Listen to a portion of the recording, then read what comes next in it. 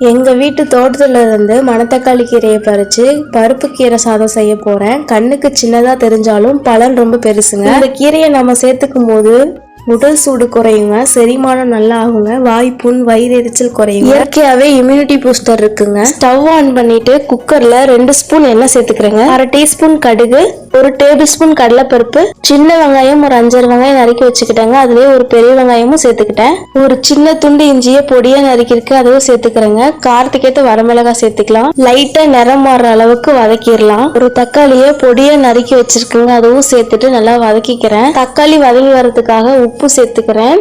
மஞ்சள் தூள் 1/4 டீஸ்பூன் சேர்த்துட்டு நல்லா வதக்கி விட்டுக்கிறேன். லஞ்ச் பாக்ஸ் கொடுத்து விடலாங்க, நல்லா விரும்பி சாப்பிடுவாங்க.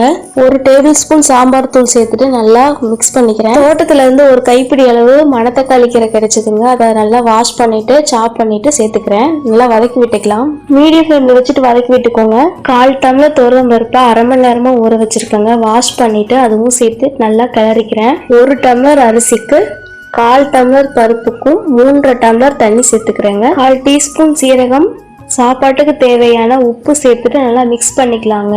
நல்லா தளதளன்னு கொதிக்கணுங்க, அப்பதான் சாப்பாடு சூப்பரா வரும். 1 டம்ளர் அரிசியை 20 நிமிஷமா ஊற வச்சு நல்லா வாஷ் பண்ணி எடுத்துட்டு இப்போ சேர்த்துக்கிறேங்க. மீடியம் ஃப்ளேம்ல வச்சுட்டு 2 விசில் விட்டுக்கலாங்க. இந்த சாப்பாடு உதிரியாவும் இருக்கக்கூடாது, குழஞ்சிருக்க கூடாது. சாப்பாடு கையில எடுக்கும் போது ஸ்மேட்ச் ஆகுற மாதிரி இருக்கணும். பருப்பு கீரையோட டேஸ்ட் சூப்பரா இருக்கும். கண்டிப்பா அந்த மாதிரி ட்ரை பண்ணி பாருங்க. மணத்தக்காளி கீரையும் பருப்பும் சேர்த்து சூடான சாதத்துல கலக்குறப்போ வீடே மணக்குதுங்க.